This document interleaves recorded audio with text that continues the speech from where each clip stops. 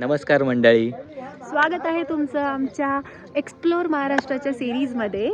आणि आज आम्ही आलोय वाघेश्वर मंदिर, जे की पुण्यापासून 51 किलोमीटर आणि मुंबईपासून 122 किलोमीटरवर आहे. हे मंदिर पुण्यामध्ये असून पावना लेकच्या किनारी वसलेलं आहे. वर्षाचे फक्त 2 महिने हे मंदिर ओपन असतं आणि बाकीचे मंदिर हे पाण्याखाली बुडालेलं असतं. जवळपास 5 फूट पाण्याखाली हे मंदिर असतं. त्यामुळे तुम्हाला जर हे मंदिर व्हिजिट करायचं असेल तर लवकरात लवकर इकडे या.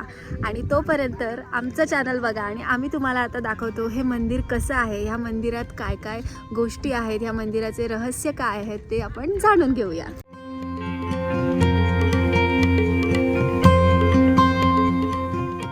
हे मंदिर शंकराला समर्पित आहे आणि ह्याची सगळ्यात खास गोष्ट म्हणजे मंदिराचं जुनं बांधकाम. काही लोक म्हणतात हे मंदिर जुन्या काळात कदाचित पेशव्यांच्या काळात बांधलं गेलं. म्हणजे ह्या मंदिराची सगळी जबाबदारी वगैरे मंदिर बांधलेलं.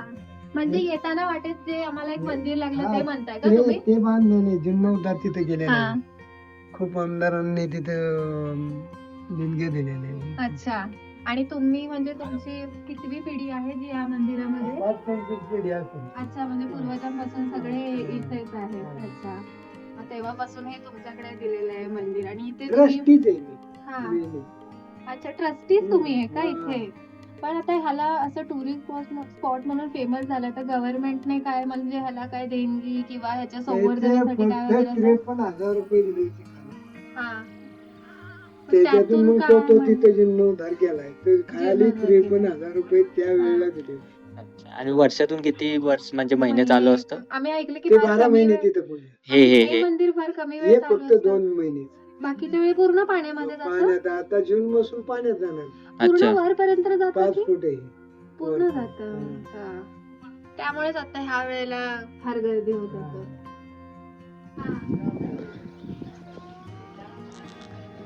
दक्ष प्रजापती. अच्छा, म्हणजे असं मूक आहे. हा, कोरलेलं आहे.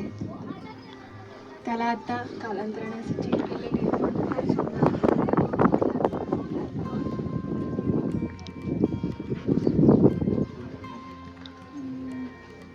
हे असे मोठे मोठे खडक आणून इथे बांधलं असेल ना?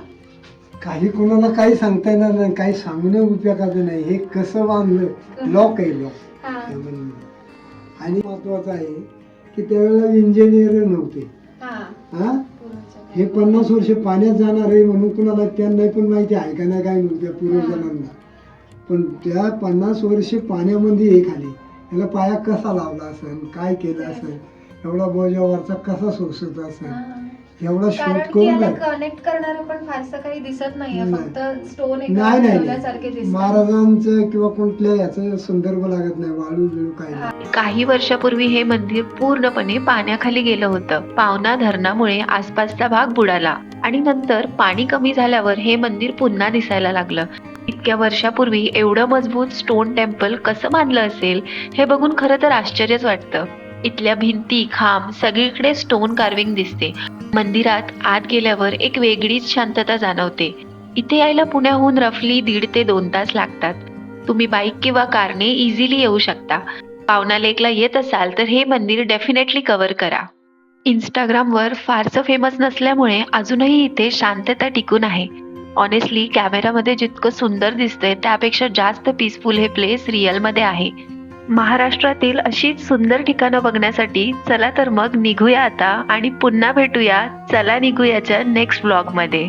व्हिडिओ आवडला असेल तर लाईक करा, शेअर करा आणि अशाच हिडन जेम्ससाठी चॅनलला सबस्क्राईब करायला मात्र विसरू नका.